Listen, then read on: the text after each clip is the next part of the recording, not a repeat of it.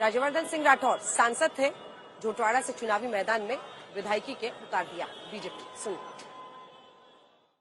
तो किस तरह से यहाँ पर क्या चल रहा है जिसके लिए आपको इस तरह से विरोध करना पड़ा? देखिए, सबसे पहले तो राजस्थान के अंदर और जोटवाड़ा में प्रचंड जीत हो रही है भारतीय जनता पार्टी की।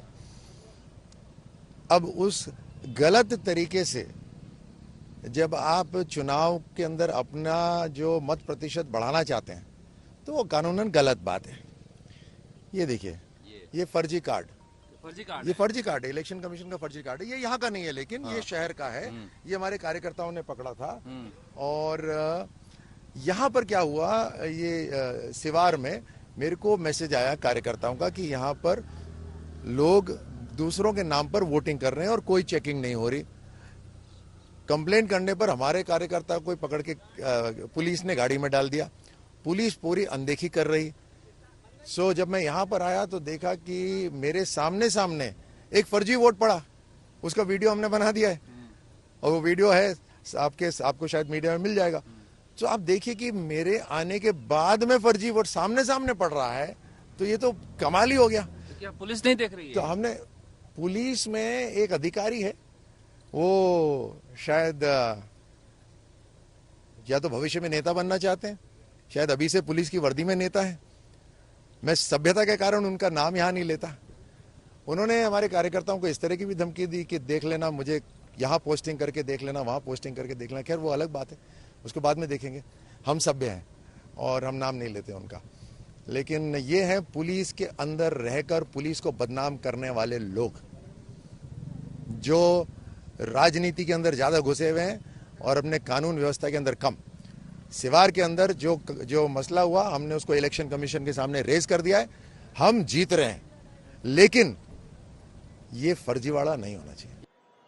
तो राज्यवर्धन सिंह राठौर को आप सुन रहे थे। कई लोग ये भी मानते हैं कि चाहे वो दिया कुमारी हो, जो विद्याधर नगर से इसी जयपुर की 19 सीटों में से एक पर लड़ रही हैं, जोटवाड़ा से लड़ रहे राज्यवर्धन सिंह राठौर, ये सभी जो सांसद थे और विधायकी के चुनाव में उतारा गया है, इनमें से कोई भी सरप्राइज कैंडिडेट हो सकता है अगर बीजेपी जीतती है तो।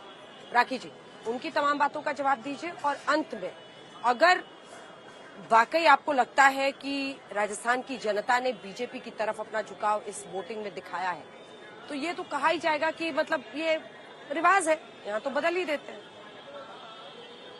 देखिए, सबसे पहले तो आलोक शर्मा जी ने जो बातें कही, ये सब जो मैंने आंकड़े पेश किए आलोक जी, ये विधानसभा के पटल पर सरकार ने रखे थे और इसीलिए मैं जनता के सामने इन सारे आंकड़ों को रख रही हूँ। दूसरी बात, ओपीएस की बात कर रहे थे। ओपीएस की ब्रांड एम्बेसडर राजकुमारी जैन को भी आप पूरे लाभ नहीं दे पाए, इसलिए बाकी जनता को कोई उम्मीद नहीं है कि आप दे पाएंगे।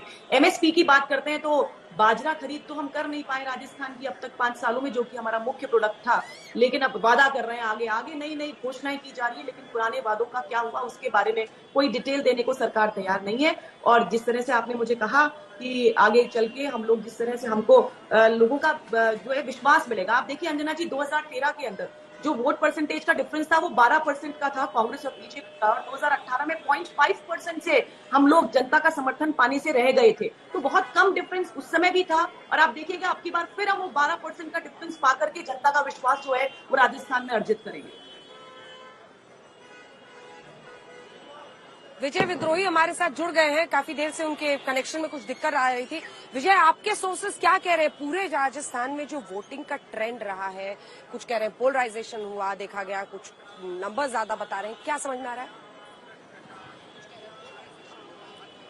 देखिए, एक चीज तो मैं क्लियर कर दूं कि कोई बम्पर वोटिंग इस समय नहीं हुई है। पिछली बार 3 बजे तक 59% वोटिंग हुई थी, इस बार 3 बजे तक 55% वोटिंग हुई है।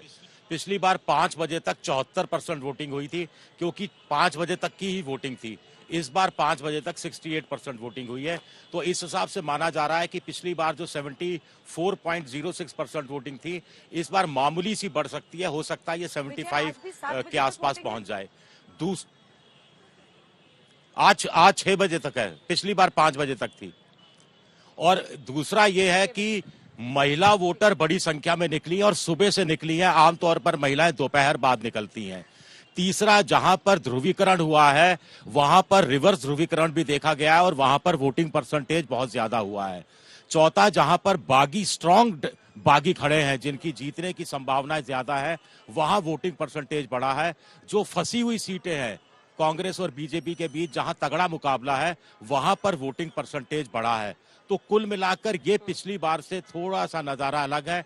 यहां देखना दिलचस्प होगा कि महिलाएं क्या 7 गारंटी के नाम पर वोट देने आई हैं या फिर प्रधानमंत्री के चेहरे के नाम पर वोट देने आई हैं। ये जब नया आंकड़ा सामने आएगा लेटेस्ट, तभी हम इसका आंकलन कर पाएंगे।